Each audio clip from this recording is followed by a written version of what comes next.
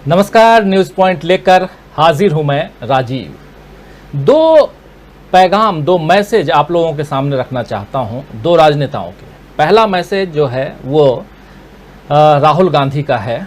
जरा देखिए क्या कह रहे हैं। नफरत की लंका जले, हिंसा का मेघनाद मिटे, अहंकार के रावण का अंत हो, सत्य और न्याय की विजय हो। समस्त देशवासियों को विजयादशमी की हार्दिक शुभकामनाएं। राहुल गांधी ने फेसबुक पोस्ट पर अपनी ये शुभकामना दी है और इन शब्दों के साथ भारत जोड़ो यात्रा पर निकले राहुल गांधी ने देशवासियों को दशहरे की बधाई दी है। वहीं दशहरे के मौके पर प्रधानमंत्री नरेंद्र मोदी ने लिखा है कि सभी देशवासियों को विजय के प्रतीक पर्व विजयादशमी की बहुत बहुत बधाई। मेरी कामना है कि ये पावन अवसर हर किसी के जीवन में साहस, संयम और सकारात्मक ऊर्जा लेकर आए। देश के इन दो बड़े नेताओं के ट्वीट्स, एक के फेसबुक मैसेज कहिए और दूसरा ट्वीट देखिए, इन दोनों नेताओं के जो मैसेज हैं उनमें विचारों का अंतर साफ देखा जा सकता है। एक तरफ राहुल गांधी अपने ट्वीट में, अपने मैसेज में उन्हीं बातों का जिक्र कर रहे हैं जिनके कारण आज देश को फिर से जोड़ने की मुहिम चलानी पड़ रही है, और दूसरी तरफ पीएम मोदी सबके जीवन में साहस, संयम और सकारात्मक ऊर्जा की बात कर रहे हैं। वो देश में फैली नफरत, बढ़ती हिंसक प्रवृत्ति और धार्मिक असहिष्णुता की बुराइयों को खत्म करने की बात नहीं कर रहे हैं, क्योंकि वो ऐसा करेंगे, यानी प्रधानमंत्री नरेंद्र मोदी अगर ऐसा करेंगे तो फिर उनकी सरकार पर ही सवाल उठेंगे। वैसे भी इस वक्त बीजेपी कांग्रेस की भारत जोड़ो यात्रा के कारण हर तरफ से खुद को घिरा हुआ महसूस कर रही है और अब उसे चुनावी राज्यों में हार का डर सताने लगा है। इसीलिए पीएम मोदी दशहरे के मौके पर हिमाचल प्रदेश पहुंचे हैं और जहां जल्द ही विधानसभा चुनाव होंगे। आज मोदी जी सुप्रसिद्ध कुल्लू दशहरे में शामिल हुए। जो विजुअल आप देख रहे हैं राइट साइड में, वो कुल्लू दशहरे का है और इसके साथ ही बिलासपुर में एम्स का उद्घाटन करते हुए मोदी जी ने कहा कि हिमाचल वीरों की धरती है, मैंने यहाँ की रोटी खाई है, मुझे कर्ज भी चुकाना है। हर जगह से अपना खास रिश्ता बना लेते हैं नरेंद्र मोदी जी, और ये हर जगह से खास रिश्ता बना लेने में मोदी जी की जो एक उनकी अलग चुनावी रणनीति भी कह सकते हैं, जो अब जनता अच्छे से जानती है। बस देखना यह है कि इस बार फिर से बीजेपी को जिताकर जनता मोदी जी को रोटी का कर्ज चुकाने का मौका देगी या फिर कांग्रेस इस बार बाजी मारेगी। वैसे कांग्रेस की भारत जोड़ो यात्रा का असर अब दक्षिण भारत के बाहर भी नजर आने लगा है और सोशल मीडिया पर तो इसकी जबरदस्त तस्वीरें और खबरें लगातार जो हैं वो साझा हो रही हैं। कांग्रेस की अंतरिम अध्यक्ष सोनिया गांधी भी इस यात्रा में शामिल होंगी, कल शामिल होंगी, और उससे पहले आज सोनिया गांधी कर्नाटक के बेगूर गांव की भीमन कोल्ली मंदिर पहुंची और दशहरे के मौके पर यहां पूजा अर्चना की। ये मंदिर में आप पूजा अर्चना करते हुए सोनिया गांधी को देख रहे हैं। इसकी तस्वीर, ये जो तस्वीर है, ये सोशल मीडिया पर खूब वायरल हो रही है। सोनिया गांधी के भारत जोड़ो यात्रा में शामिल होने से पहले ही जनता में जबरदस्त उत्साह देखा जा रहा है। क्या ये उत्साह गुजरात और हिमाचल प्रदेश के विधानसभा चुनाव में वोटों में तब्दील होगा? क्योंकि इन दोनों राज्यों में इस वक्त कांग्रेस के लिए सकारात्मक माहौल बन रहा है। वैसे भारत जोड़ो यात्रा का असर अब बीजेपी और संघ पर भी पड़ता हुआ दिखाई दे रहा है दोस्तों। इसीलिए जहां बीजेपी नेता, केंद्रीय मंत्री हैं नितिन गडकरी, उन्होंने पिछले दिनों गरीबी और बेरोजगारी पर चिंता जतलाई थी, आपको याद होगा, नितिन गडकरी ने। वहीं आज संघ प्रमुख यानी आरएसएस के प्रमुख मोहन भागवत ने अपने वार्षिक राष्ट्रीय संबोधन में महिला सशक्तिकरण, जनसंख्या नियंत्रण, सामाजिक समरसता और रोजगार के मसलों पर बात की है। तो क्या देश की फिजा इस यात्रा से बदल रही है? क्या राहुल गांधी के नेतृत्व में निकल रही भारत जोड़ो यात्रा का असर अभी से पड़ने लगा है? क्या सोनिया गांधी के दक्षिणी राज्य कर्नाटक पहुंचने से भारत जोड़ो यात्रा का पैगाम देश भर में जाएगा और कांग्रेस मजबूत होगी? गुजरात चुनाव पर इसका कितना असर होगा? और सबसे बड़ा सवाल कि आखिर गुजरात हिमाचल में किसकी बनेगी सरकार? आइए चर्चा की शुरुआत करें। उससे पहले ये जो दो विजुअल्स अभी आपको दिखा रहे थे, एक सोनिया गांधी और दूसरा प्रधानमंत्री नरेंद्र मोदी, मैदान में सोनिया और पहाड़ पे उधर पहाड़ चढ़ने की फिर से कोशिश में प्रधानमंत्री नरेंद्र मोदी। ये विजुअल देखिए, जरा फुल स्क्रीन ले आइए।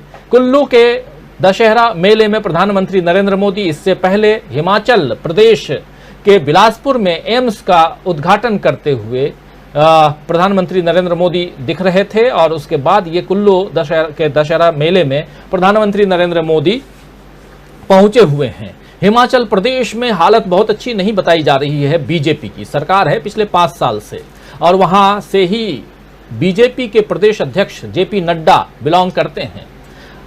जेपी नड्डा वहां से हैं, अनुराग ठाकुर वहीं से हैं। आज अनुराग ठाकुर भी मंच पे दिखाई दिए, आज जेपी नड्डा भी दिखाई दिए और प्रधानमंत्री नरेंद्र मोदी तो खैर मुख्य भूमिका में थे ही।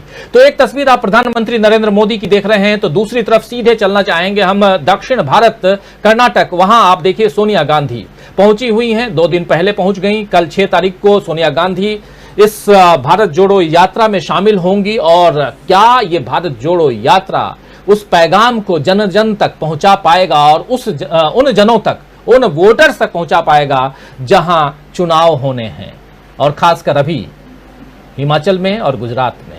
यही समझने की हम कोशिश कर रहे हैं। आइए चर्चा की शुरुआत करें। हमारे साथ कुछ वरिष्ठ साथी जुड़े हुए हैं, उन सब से आपका परिचय करवाना चाहता हूं और आगे बढ़ें। इस वक्त आप देखिए स्क्रीन पर 5 वरिष्ठ साथी जुड़े हुए हैं।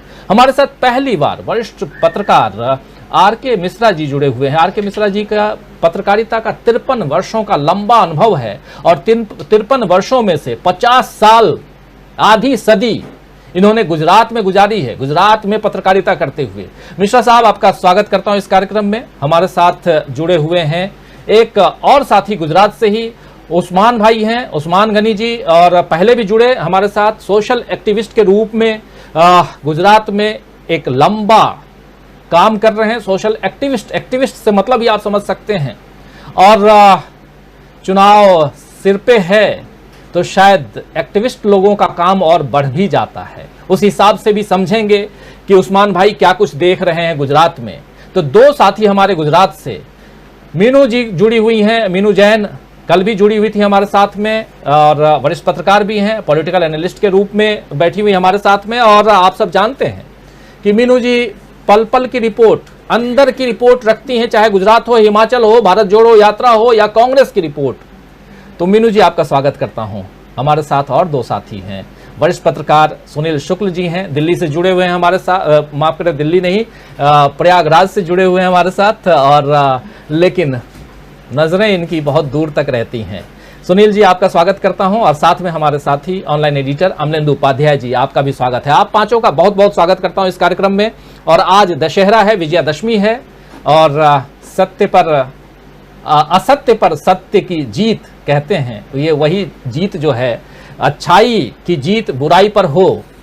आज ये पैगाम विजयादशमी के दिन लोग देते हैं। रावण को कोई मारता है, रावण दहन करता है, बहुत सारी बातें हैं, बहुत सारे हमारी मैथोलॉजी में अंकित हैं।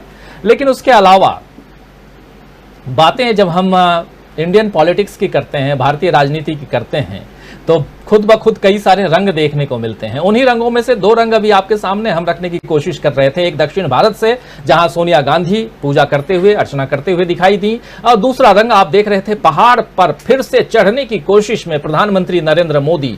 आज जब प्रधानमंत्री नरेंद्र मोदी हिमाचल के बिलासपुर में भाषण दे रहे थे, तो उनका जो भाषण का अंदाज था, वो जो एक सप्तम सुर में एक बड़े उत्साह के साथ प्रधानमंत्री नरेंद्र मोदी का भाषण अब तक हमने सुना है, उसमें कहीं ना कहीं उत्साह में कमी नजर आ रही थी।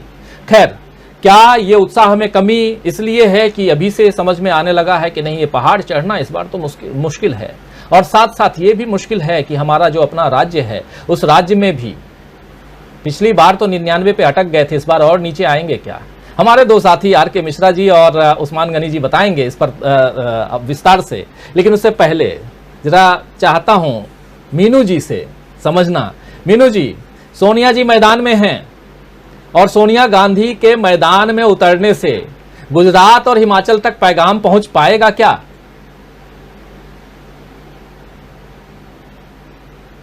आवाज मीनू जी अनम्यूट कर लीजिए, अनम्यूट। जी हाँ जी, पैगाम सोनिया गांधी जी के मैदान में उतरने से पैगाम अवश्य पहुंचेगा और बहुत खूबसूरत पैगाम पहुंचेगा। और कल जब यात्रा में वो जुड़ेंगी तो डेफिनेटली मुझे लगता है बहुत ज्यादा उत्साह और उमंग का वातावरण कर्नाटक में हमें देखने के लिए मिलेगा। और शायद सोनिया जी ऐसा नहीं है कि लंबे समय के लिए यात्रा से जुड़ रही हैं, शायद वो कुछ दूर चलेंगी और शायद चली जाएं, लेकिन उतना ही उनके लिए काफी है क्योंकि उनका स्वास्थ्य बहुत ज्यादा ऐसा नहीं है कि वो लंबी इसमें चल सके। लेकिन फिर भी बहुत अच्छा पैगाम रहेगा क्योंकि ऑलरेडी ये भारत यात्रा जो है पहले से ही बहुत अच्छा पैगाम पूरे देश को दे रही है। साउथ इंडिया से शुरू हुई है और साउथ इंडिया से शुरू हुई है। साउथ इंडिया चंदन के वृक्षों के लिए विख्यात है, चंदन के जंगलों के लिए।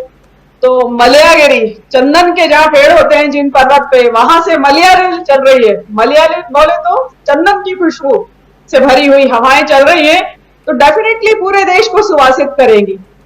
ये तो मेरा ही मानना नहीं, बहुत बड़े बड़े पॉलिटिकल एनालिस्ट हैं जो बुद्धिजीवी हैं, उनका सभी का इसके बारे में यही विश्लेषण है।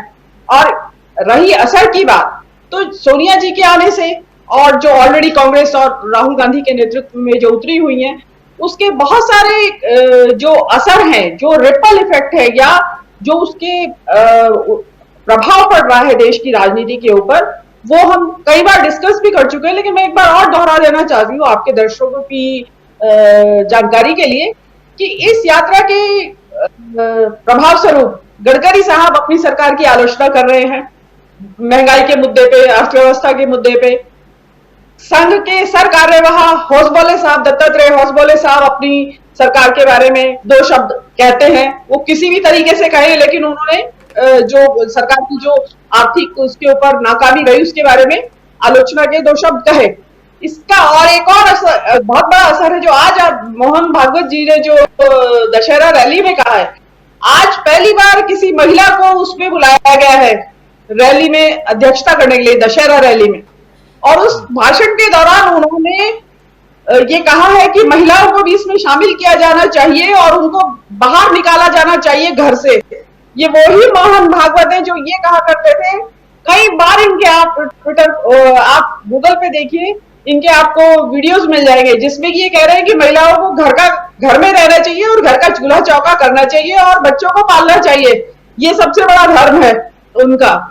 तो आज उनके सुर बदल गए हैं, वो इस बात के लिए मजबूर हो गए संघ में जहां आज तक इनके 100 साल के इतिहास पे महिलाओं का प्रवेश नहीं है, वहां पे वो महिला अध्यक्षता कर रही हैं। और ये बात हो रही है कि इनको मुख्य धारा में संघ की लाया जाए। और ये भी कहा जा रहा है कि सर कार्यवाह तो जैसे पुरुष ही है, लेकिन उनके साथ सह सर कार्यवाह की पद पे शायद महिलाओं को बैठाने की तैयारी है। तो ये एक बहुत बड़ा, जिसको कहते हैं 360 डिग्री चेंज होगा। तो ये सब चीजें उनको क्योंकि दिख रहा है सामने कि पॉलिटिक्स की एक दूसरी बयार सामने से बह रही है जो बहुत ज्यादा सुवासित है, चंदन के जंगलों से आ रही है। एक और जो नया हुआ है, अमित शाह। आज अमित शाह कश्मीर में थे और वहां उनका चल रहा है अपना प्रचार, चुनाव प्रचार से सभ्या वैलियां चल रही है उनकी। तो उसमें आज उस वक्त चांस की बात होगी कि या चांस क्रिएट कर लिया गया होगा, अजान का वक्त हो गया, मस्जिद से अजान की आवाज आई तो उन्होंने रुक गए अमित शाह और उतनी देर रुके रहे जितनी देर अजान चल रही थी। तो अमित शाह का रुकना तो एक, जिसको कहते हैं ना कि वास्तव में बहुत बड़ा चेंज है।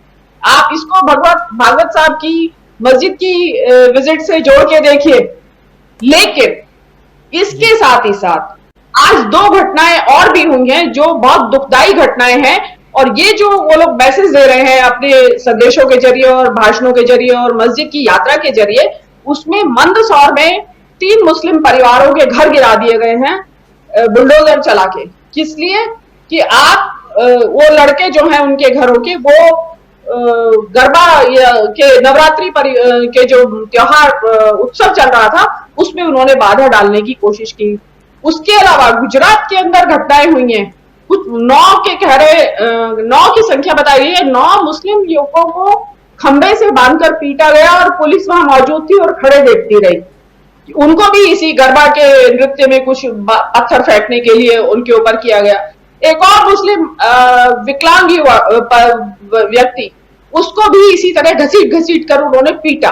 तो अब ये जो तो कंफ्यूजिंग मैसेज है कि अपना, जिसको कहते हैं कि या तो वो स्वभाव नहीं छोड़ पा रहे हैं, जो बार बार बात मीडिया में भी होती है कि जो फ्रिंज एलिमेंट्स हैं उनके अंदर अब नफरत इतनी, आपने इतना जहर उनकी नसों में घोल दिया है कि आप चाहे आप मस्जिद जाइए या अजान की आवाज पे रुकिए, उनके ऊपर कोई असर नहीं पड़ने वाला है। और ये किस तरह की परिस्थितियां इस देश के अंदर पैदा करेगा। और गुजरात के चुनाव आ रहे हैं, तो उसमें अब ये सांप्रदायिकता का जहर दोबारा घोला जाएगा, क्या किया जाएगा, एक बहुत चिंता का विषय है ये। और ये सोचना चाहिए, सभी को सोचना चाहिए, खाली हौसबोले विरोध कर देने से कुछ नहीं होता। ये तो जो होता है ना कि अपना ही हौसबोले साहब भी विरोध इसलिए कर रहे हैं कि लोगों को ये कहने के लिए कि देखिए हम कर रहे हैं विरोध, आप चिंता मत करिए, तो ताकि पब्लिक शांत रहे बेरोजगारी के मुद्दे पे, महंगाई के मुद्दे पे। जी राजीव जी। बिल्कुल बिल्कुल मीनू जी, बहुत सारी बातें आपने रख दी, पूरा दक्षिण भारत से लेकर के उत्तर भारत और गुजरात में क्या कुछ चल रहा है और कैसे, लेकिन ये बदले बदले से जो हुजूर हैं ये बदल कैसे रहे हैं ये समझने की कोशिश कर रहे हैं हम। हमारे साथ इस वक्त 5 साथी मौजूद हैं जो तमाम मसलों पे चर्चा कर रहे हैं, करेंगे आगे। और आप तमाम साथी जो अब तक जुड़ चुके हैं, जो जुड़ने वाले हैं, आप सबका एक बार फिर से तहे दिल से इस्तकबाल करता हूं, स्वागत करता हूं दोस्तों। सुनील शुक्ल जी, आपके पास आना चाहता हूं। आज दशहरा का दिन है, दशहरे की सब शुभकामनाएं आप सबको। और साथ में सुनील जी, ये बदला बदला सा रूप, बदली बदली सी जो फिजा है, ये अचानक बदल गई है या कुछ हो गया है, कुछ धीरे से पहले से होता चला आ रहा था? क्योंकि नितिन गडकरी बदल रहे हैं। चलिए, नितिन गडकरी तो बागी हो गए, मान लिया, उनको निकाल भी दिया गया संसदीय बोर्ड से, लेकिन नितिन गडकरी के अलावा दत्तात्रेय होसबले वो आज भाषण दे रहे हैं। आरएसएस प्रमुख मोहन भागवत वो भी बदले हुए नजर आ रहे हैं। उधर अमित शाह बदले हुए नजर आ रहे हैं। ये बदलाव की बहार जो है, बयार जो है, वो कहां से, ये दक्षिण से आ रही है, वो है या कुछ और है? या ये लग रहा है कि नहीं, बहुत कठिन है डगर पनघट की? क्या है सुनील जी? धन्यवाद राजीव जी। राजीव जी, यह बदलाव कतई नहीं है, यह पाखंड है। पाखंड इस बात का है कि जो मुख्य मुद्दे हैं उससे लोगों का ध्यान भटकाया जाए, उनको यह बताने की कोशिश की जाए कि जो समस्याएं हैं उसकी बात हम खुद कर रहे हैं, आप विपक्ष की बात को मत सुनिए। जो एंटी इनकम्बेंसी का माहौल इस देश में बन रहा है, उस माहौल को घोथरा करने की कोशिश है, प्रतिवाद की आवाज को मध्यम करने की कोशिश है, जो अपोजिशन है उसके स्पेस को ऑक्युपाई करने की कोशिश है। कोई इससे बदलाव नहीं। आपके कहने से, जो मीनू जी ने बात, तमाम तरह की बात करते करते करते करते जो मंदसौर की घटना का उन्होंने जिक्र किया, सच्चाई वही है। अगर आप कोई आप राजनीतिक ताकत पाना चाहते हैं 8 साल के सत्ता के बाद, तो किस बिना पर आप पाना चाहते हैं दोबारा से? क्या गवर्नेंस के बूते पर? क्या अपनी आर्थिक नीतियों के बूते पर? क्या डेवलपमेंट के बूते पर? किसी औद्योगिकरण के बूते पर? लोगों को रोजगार देने के बूते पर? किस बिना पर आप चाहते हैं कि आपको दोबारा सत्ता में लाया जाए? या जिन विधानसभा चुनाव में, जिन राज्यों में विधानसभा चुनाव होने वाले हैं, वहां पर आपको सत्ता दोबारा दी जाए? निश्चित रूप से गवर्नेंस आप मुद्दा नहीं बना सकते, क्योंकि आपने दिया ही नहीं है। तो आप जो बात आप कर रहे हैं, अगर आप कोई बात कर रहे हैं, मान लीजिए हसबोले साहब कहते हैं कि इस देश में बढ़ रही है गरीबी और अमीरी के बीच में जो अंतर है वो बढ़ रहा है, आर्थिक व्यवस्था कमजोर हो रही है, बेरोजगारी का संकट है, लोग महंगाई से त्रस्त हैं, तो आपके इस कहने का मतलब क्या है? अगर आप इनके उपचार का कोई विकल्प नहीं बताते हैं, ये जो हालात पैदा हुए हैं वो जिन नीतियों के कारण हुए हैं, उनके ऊपर अगर आप कोई टिप्पणी नहीं करते, उनमें बदलाव की कोई अगर आप चर्चा नहीं करते, तो इस बात का क्या मतलब हो जाता है? क्या हसबोले साहब एक सामान्य व्यक्ति हैं? हसबोले साहब ऐसे व्यक्ति हैं जो इस सरकार को डिक्टेट कर सकते हैं, निर्देशित कर सकते हैं कि आप यह नीति बदलो, अपनी यह नीतियां नहीं चलेंगी, जिससे लोगों के मन में इस तरह के, युवाओं के मन में जिस तरह का आक्रोश भरा हुआ है, जिस तरीके से रोजगार का संकट पैदा हुआ है, जिस तरीके से आर्थिक विषमताएं बढ़ी हैं। ये क्या वजह है कि अगर आप बात करते हैं, अगर मैंने एक व्यक्ति, 2 व्यक्ति इस देश के पूंजीपति लगाते ले जा रहे हैं, ये क्या अनायास है? अगर यह अनायास नहीं है तो निश्चित रूप से सरकार की नीतियां इसके लिए जिम्मेदार है। और इन नीतियों में बदलाव की अगर आप बात किए बगैर कोई भी आप चर्चा करते हैं तो बेमानी है। इसलिए बेमानी है कि आप सशक्त व्यक्ति हैं, आप एक विमर्श करने वाले व्यक्ति नहीं है। मोहन भागवत साहब जो बात करते हैं, मोहन भागवत साहब ने जनसंख्या की बात उठाई। आप कहते हैं कि एक जनसंख्या की नीति बने, और उन्होंने इस बात कैसे कही कि जनसंख्या का अनुपात अगर बिगड़ेगा तो हमने देश को बढ़ते हुए देखा है। कहां अनुपात बिगड़ रहा है? कौन सा, किसने आंकड़े दे दिए? किसकी जनसंख्या इतनी बढ़ गई कि जिससे देश विभाजन की स्थिति पैदा हो जाए? उनकी पूरी बात का आधार क्या है? आप किसको आप डराना? एक डर का काहे माहौल तो बनाना हुआ ये। आप निश्चित रूप से जनसंख्या एक बड़ी समस्या है, लेकिन यह जनसंख्या इस आधार पर जनसंख्या की बात नहीं होनी चाहिए ना, कि एक वर्ग विशेष का, एक समुदाय का, कुछ लोगों की का अगर जनसंख्या बढ़ती गई तो हमने देश में विभाजन देखा है। ये इस बात का मतलब क्या है? क्या कोई आंकड़ा कोई बताएगा? अब तक जितने हमने जो चीजें पढ़ी हैं उसमें तो ऐसा कहीं नहीं लग रहा है कि किसी की जनसंख्या इतनी बढ़ती चली जा रही हो। हम यहां पे बैठे हुए हैं, अपने किसी मुसलमान मित्र का नाम आप बता दीजिए जिसके पास 1 दर्जन बच्चे हों, जिसके पास 10 बच्चे हों। सवाल यह है ना कि अगर जिस तरीके से हम और आप चिंतित हैं कि हमारा परिवार सीमित हो, हम अपने संसाधनों का एक क्वालिटी लाइफ के लिए उपयोग कर सकें, हम अपने बच्चों को बेहतर शिक्षा दे सकें, उनको रोजगार के अच्छे मौके दे सकें, इस तरह से सभी वर्ग के लोग चिंतित हैं। मुसलमान का भी पढ़ा लिखा व्यक्ति उतना ही चिंतित है, ईसाई भी उतना ही चिंतित है, क्रिश्चियन सिख भी उतना ही चिंतित है। कोई ऐसा समूह नहीं, कोई ऐसा पढ़ा लिखा व्यक्ति नहीं है जो इस गर्ज जिम्मेदार तरीके से बढ़े कि देश को बांटने के लिए हमको जनसंख्या बढ़ानी है। अगर आप में से किसी की मुलाकात तो कैसे व्यक्ति से हुई हो तो मैं नहीं कह सकता, मेरी तो मुलाकात तक आज किसी ऐसे व्यक्ति से नहीं हुई जी। कौन सी बात आप करना चाहते हैं? दूसरी चीज जो आप जिन माइनॉरिटी के कुछ 5-6 लोगों से मुलाकात हुई थी मोहन भागवत साहब की, मोहन भागवत साहब कोई सामान्य व्यक्ति नहीं है, उनकी बात का मतलब है। उस मीटिंग में भी जनसंख्या के मुद्दे पर लोगों ने अपने तथ्य रखने की कोशिश की, और मिल करके आने के बाद कोई साहब ने कहा कि जो मैंने बात की उससे भागवत साहब कनिष्ठ नजर आए, उनकी किताब है वही मैंने पढ़ी है। किस बिना पर आप बात कर रहे हैं इस तरह की बात? एक डर का माहौल बनाने की कोशिश जो है, और एक वर्ग को डराने की कोशिश कि आप जिस देश में रहते हैं उस देश बढ़ सकता है इनकी वजह से, कोई तर्क थोड़ा है। और दूसरी चीज ये जो माहौल बन रहा है राजीव जी, ये जो यात्रा चल रही है दक्षिण की, या इस यात्रा से इस देश का विमर्श बदला, राजनीतिक विमर्श बदला, और इसलिए इन तमाम मुद्दों पर लोग बात करने के लिए मजबूर हुए हैं। इस देश का जो कोर गुण है, जो मुख्य गुण है, जो धर्मनिरपेक्षता, ये प्रमुख तत्व हमारे यहाँ, लोगों के साथ मिल करके जीने की जो आदत है। आप जो वीडियोस दिखा रहे हैं, एक छोटी बच्ची जो राहुल गांधी के साथ दौड़ती आ रही है, उसको समझ में नहीं आ रहा है कि वो कहे क्या। इनके पास खड़ी हो, इनसे रोने लग रही है वो। क्या राहुल गांधी कोई अवतार पुरुष है? इस देश के एक राजनेता है जो आवाम से जुड़ने की कोशिश कर रहे हैं, ये तो एक संदेश है। और इसमें जो भी लोग जुड़ रहे हैं वो एक वैल्यू एडिशन, सोनिया जी आई एक वैल्यू एडिशन है। इस यात्रा ने अपने आप में इतना माहौल बना दिया है, और इस वजह से लोग डरे हुए लोग। क्यों? कि जिस तरह का माहौल इन्होंने बनाया वो एक ताश का महल है, एक पत्ता खिसकेगा नहीं कि पूरा महल भर आ जाएगा। तो ताश के महल का बहुत समय तक जिंदा थोड़ा रख सकते हैं। आप तो हमेशा डरे हुए लोग रहेंगे ना कि कब हमारी सच्चाई सामने आ जाए। जो हमने एक विमर्श बना रखा है इस देश में, उसकी सच्चाई, उसकी कलई कब खुल जाए। कौन सा व्यक्ति जो उसमें सेंध लगा दे, कौन इस गुब्बारे में छेद कर दे। ये तो 24 घंटे डरे हुए लोग आप रहेंगे। आपके मन में डर तभी नहीं होगा जब आपकी नीतियों में कोई स्थायित्व हो। आप अपने डेवलपमेंट के मुद्दे पर बात करें, आप गवर्नेंस के मुद्दे पर बात करें, अपनी योजनाओं के जिन मुद्दों को लेकर के राहुल गांधी सड़क पर उतर रहे हैं उन मुद्दों की बात करें आप, कि नहीं जो ये राहुल गांधी बात कर रहे हैं वो सब गलत है, देखिए हमने ये ऐसा कर दिया है। कहने किसने भी आप नहीं है।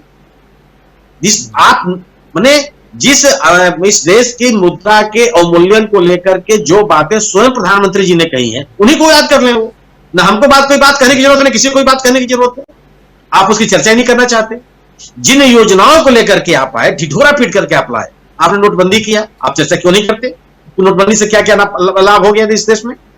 आप क्यों नहीं कहते हैं कि हमने जीएसटी रात को 12 बजे आपने पार्लियामेंट खुलवा करके डमरू बजा करके आपने जीएसटी लागू किया था? आप क्यों नहीं कहते कि जीएसटी से कितना फायदा हो गया और कितना नुकसान हो गया? आप मेक इंडिया का एक आपने नारा लगाया, आप बताइए कि मेक इंडिया से देश को कितने फायदे हो गए? उसमें कोई बात ही नहीं होती। जिन जिन नीतियों को लेकर के आपने ढिढोरा पीटा, उसकी किसी की बात आप नहीं करते। आप नए तरह आप 2022 और 2027 चलेंगे। आपने कहा था किसानों की आय दोगुनी हो जाएगी। हंस बोले साहब क्यों नहीं कहते हैं कि किसानों की आय की स्थिति क्या है और किसानों की दुर्दशा क्यों हुई? वो कौन सी सरकार की नीतियां जिम्मेदार है जिसके लिए हालात पैदा हुए? और अगर आप इस पर चर्चा नहीं करते तो केवल आपका यह पाखंड है, इसका कोई मतलब नहीं है। और केवल यह है कि जो काम मतलब आप स्थिति यह है ना कि एक अस्पताल में एक मरीज पड़ा हुआ है, उसके बारे में डॉक्टर उसको रोज जाके बताता है कि देखिए आपकी ये समस्याएं हैं, लेकिन उसका इलाज नहीं करता हो जी। यानी कि न तो इलाज करता है न दूसरे डॉक्टर के पास जाने देता है। यह केवल कोशिश वही है। बिल्कुल सही कह रहे हैं आप सुनील जी, बिल्कुल सही बात है। और लेकिन नेशनल पर्सपेक्टिव में राष्ट्रीय स्तर पर क्या कुछ चल रहा है ये हम समझने की कोशिश कर रहे हैं। और साथ साथ अब जरा चुनावी राज्यों की तरफ भी रुख करें। गुजरात से हमारे साथ दो साथी वरिष्ठ पत्रकार आर.के. मिश्रा जी जुड़े हुए हैं और साथ में उस्मान गनी जी जुड़े हुए, उस्मान भाई जुड़े हुए। उस्मान भाई, सबसे पहले आपके पास ही आना चाहता हूं। जो कुछ दक्षिण से चल रही है हवा, जो भारत जोड़ो यात्रा, इसको लेकर के बहुत सारी बातें भी हो रही हैं उस्मान भाई की यात्रा को चुनावी राज्यों से भी गुजरना चाहिए था, गुजरात क्यों नहीं जा रही यात्रा? ये यात्रा हिमाचल जब तक पहुंचेगी तब तक तो हिमाचल का चुनाव खत्म हो चुका होगा और पूरा का पूरा ध्यान कांग्रेस का उधर है, यात्रा में है, सारे कांग्रेसी उधर लगे हुए हैं। तो फिर गुजरात में क्या होगा? गुजरात में तो दिल्ली के मुख्यमंत्री जाकर डेरा जमाए हुए हैं और सोशल मीडिया पे जैसे वीडियो वायरल हो रहे हैं उस्मान भाई, उस हिसाब से साफ कहा जा रहा है दिल्ली में और बाकी देश के दूसरे हिस्सों में कि अब तो वहां आम आदमी की सरकार वैसे ही आने वाली है, वो वैसे ही स्वीप करने वाले हैं जैसे पंजाब में करके आ गए। क्या कुछ आप देख रहे हैं, जरा समझना चाहूंगा उस्मान भाई, क्योंकि बहुत नजदीक से आप देख रहे हैं। गुजरात में हो क्या रहा है? जी राजीव भाई, एक आवाज आ रही है ना मेरी? हाँ हाँ बिल्कुल अच्छे से आ रही। ओके, तो एक तो ये है कि गुजरात में जिस तरह से अभी जो बात चल रही है इलेक्शन में, तो उसको अगर देखा जाए तो वापस एक साउथ से जो हवा चल रही है वो गुजरात में नहीं चल रही है। बहुत क्लियर कहा जाए, क्योंकि गुजरात में जो कांग्रेस है वो आज तक उसका डैमेज कंट्रोल को कंट्रोल नहीं कर पा रही है। कल ही रात को उसके जो हर्षद रिबड़िया थे, जो विसावदर से एमएलए थे, वो कल ही रिजाइन किए हुए हैं। और तो अगर गुजरात में जिस तरह से कांग्रेस में से बीजेपी में जा रहे हैं या अलग पार्टी में जा रहे हैं एमएलए, उनको रोक नहीं पा रही है, या डैमेज कंट्रोल अब जब नहीं होगा तब तक गुजरात में कांग्रेस को जो साउथ से हवाएं आ रही है वो कुछ काम नहीं लगेगा। तो उस तरह से अगर देखा जाए तो गुजरात में कांग्रेस को कुछ फायदा होने वाला नहीं दिख रहा है अभी की तारीख में, क्योंकि वोटर नाराज हो रहे हैं उसके जो नेता लोग जा रहे हैं उससे। दूसरा ये है कि अगर देखा जाए तो 2017 में जिस तरह से कांग्रेस ने एक अच्छी बढ़त बनाई थी गुजरात में, लेकिन इस तारीख में अगर अभी देखा जाए तो गुजरात में उस टाइम पे उसके पास दो चेहरे थे जो आंदोलन से उभरे हुए थे। उसमें से एक हार्दिक पटेल थे जो पाटीदारों को साथ एक आंदोलन चला था और आंदोलन वालों ने पूरा कांग्रेस को एक हवा दी थी, और दूसरे थे अल्पेश ठाकोर। ये दोनों चेहरे कांग्रेस के पास थे, आज दोनों में से एक भी चेहरा कांग्रेस के पास नहीं है। तो उस टाइम पे पाटीदारों का जितना भी वोट बीजेपी में से कांग्रेस में थोड़े बहुत तो डाइवर्ट हुए थे। अगर सौराष्ट्र की मैं बात करूं तो सौराष्ट्र में तो पाटीदार इफेक्टेड वाली सीटें जो मोरबी से लेके थी वहीं पे तो एक्चुअल में कांग्रेस जीती थी। तो आज की तारीख में ना पाटीदार उनके साथ रहे हैं, पाटीदार के जो पास आंदोलन थे वो नहीं है, ना अल्पेश ठाकोर वाला जो ओबीसी एकता मंच था वो भी नहीं है। और उसके पास जो एमएलए थे उसमें से 17 एमएलए रिजाइन करके अलग पार्टी में चले गए। तो जब तक वो डैमेज कंट्रोल नहीं कर पाएंगे तब तक गुजरात में कांग्रेस को कुछ फायदे होने की चांसेस दिख नहीं रहे, क्लियरली बोला जाए तो। दूसरा है जो आम आदमी पार्टी, तो आम आदमी पार्टी उसका ही बेनिफिट ले रहे हैं। वो यही कह रहे हैं कि अगर आप कांग्रेस को वोट देंगे तो वो सीधा तौर से नहीं, लेकिन डायरेक्टली नहीं, लेकिन इनडायरेक्टली वो बीजेपी को ही जा रहा है, क्योंकि एमएलए चुप जाए, इलेक्शन विन होके आएंगे कांग्रेस के, लेकिन वो चले जाएंगे बीजेपी में।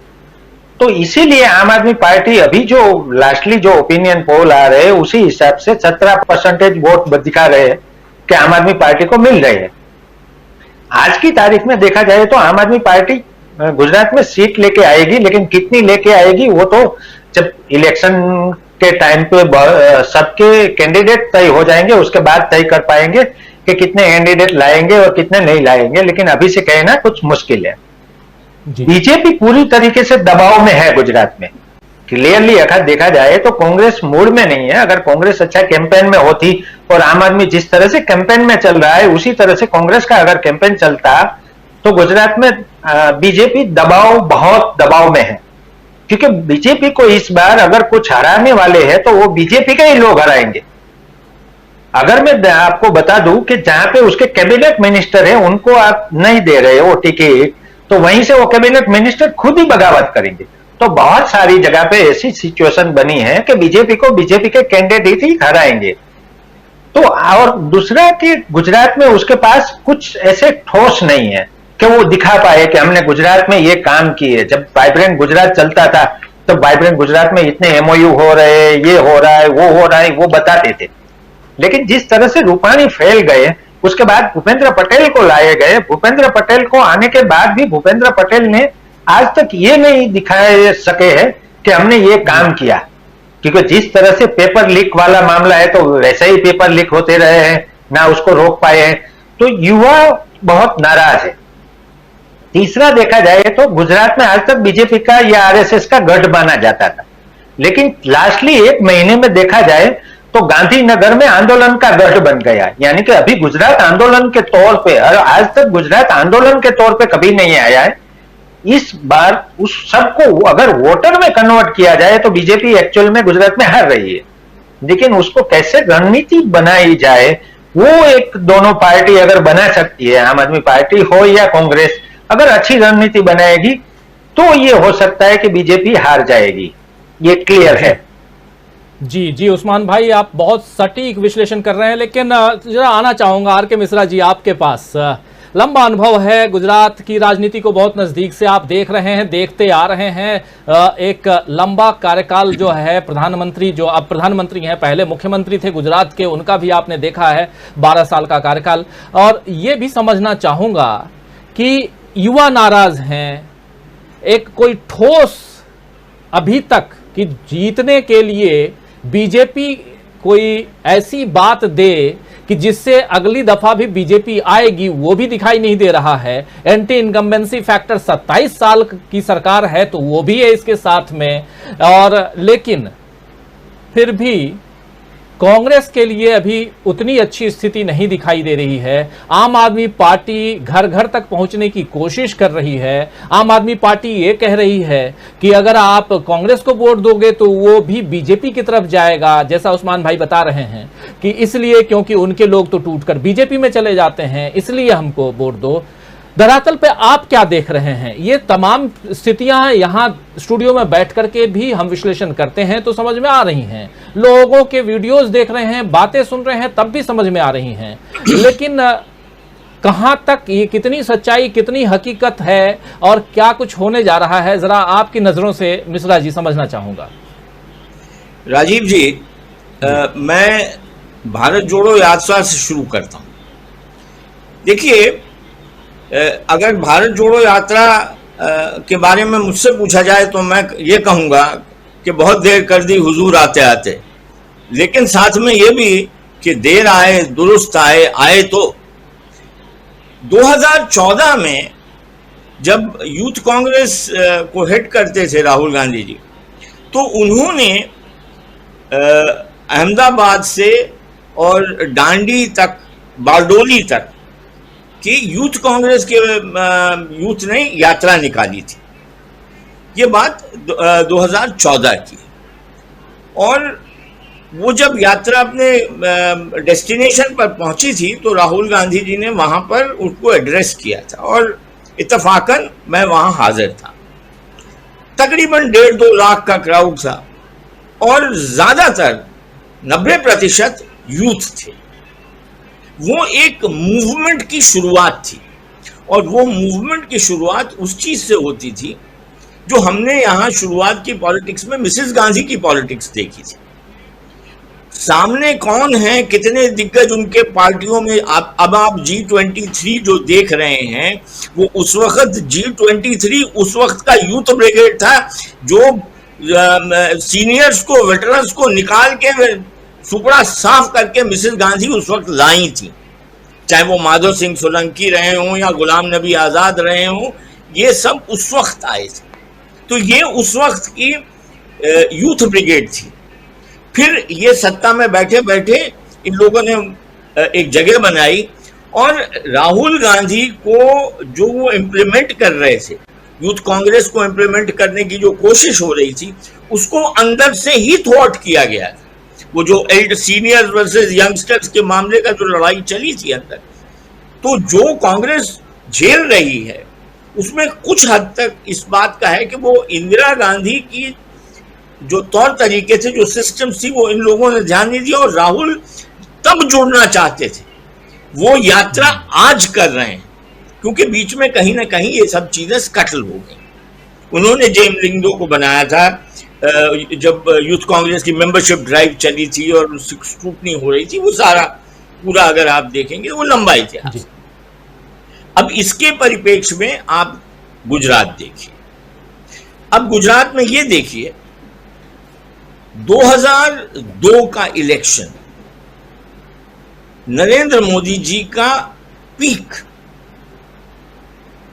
पूरा स्टेट बटा हुआ, कंप्लीट पोलराइजेशन।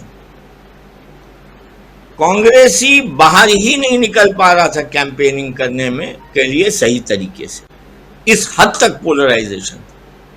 और 121 सीट बीजेपी की ऑब्लिक नरेंद्र मोदी जी की, और 51 सीट कांग्रेस की, उस बदतर स्थिति में। तो आप इससे ये अंदाजा लगाइए कि स्ट्रक्चर हो ना हो, कहीं एक वर्ग है जो कांग्रेस में मानता है, और वो उस स्थिति में भी साथ चला है। और अगर आगे चलते हैं तो इलेक्शन दर election BJP oblique Narendra Modi की सीटें कम होती चली गई हैं गुजरात में, और कांग्रेस की बढ़ी। ये ग्राउंड सिचुएशन को बेस मान के अब आप आगे चल करके किसी सिचुएशन पे पहुंचते हैं। जब आगे चलते हैं तो ये बात आती है कि भाई थर्ड एंगल, एक तीसरी पार्टी आई। इतिहास में लोग ये भूल जाते हैं कि गुजरात के इस बात में स्वतंत्र पार्टी आई थी, तीसरी पार्टी, और उसके बाद हर मोड़ पे कांग्रेस के अंदर से ही लोग निकल करके, और सशक्त लोगों ने निकल करके पार्टियां बनाई हैं। उसमें चिमन पटेल थे, किसान मजदूर लोक पक्ष, उसमें शंकर सिंह वाघेला थे, उसमें इन जो कहते हैं कि इनके veteran leader, respected leader Keshubhai Patel, Gujarat परिवर्तन पार्टी। और कोई भी पार्टी जो है गुजरात में असरकारक नहीं रही। ये इसका बैकड्रॉप है। और अब जो है पिछले इलेक्शन में भी आम आदमी पार्टी आई थी। आम आदमी पार्टी पिछले इलेक्शन में जब आई थी तो उनका शोइंग बहुत खराब रहा था, बहुत डिसमल रहा। अब अगर आपको गुजरात को में आम आदमी पार्टी की एंट्री भी समझनी है तो थोड़ा बैकग्राउंड में जाना पड़ेगा। आम आदमी पार्टी का जितना मैं जानता हूं, गुजरात में पूरी तौर से उतरने का कोई इरादा नहीं था। वो इस इलेक्शन को वो यूज करना चाहते थे अपनी ऑर्गेनाइजेशन बिल्डिंग करने के लिए, अपनी पार्टी का सेटअप बिल्ड करने के लिए, जैसा उन्होंने पंजाब में किया था पहले। उनकी नजर हिमाचल पे थी। हिमाचल, पंजाब, हरियाणा और दिल्ली, तो कंटिन्यूअस होल उनका हो जाता है, जिस वजह से उनकी पॉलिटिकल एक्शंस और गवर्नेंस के जो वो मॉडल सेट करना चाहते हैं वो कर सकते हैं। इसमें जो फांचर मारी गई या इसमें जो अवरोध आया वो ये हुआ कि बीजेपी जो है अलर्ट हो गया पंजाब के बाद, और सत्येंद्र जैन को ईडी ने खींचा, क्योंकि सत्येंद्र जैन ही उनके मेन हिमाचल को संभाल रहे थे, जिसको एक्टिवेट कर रहे थे।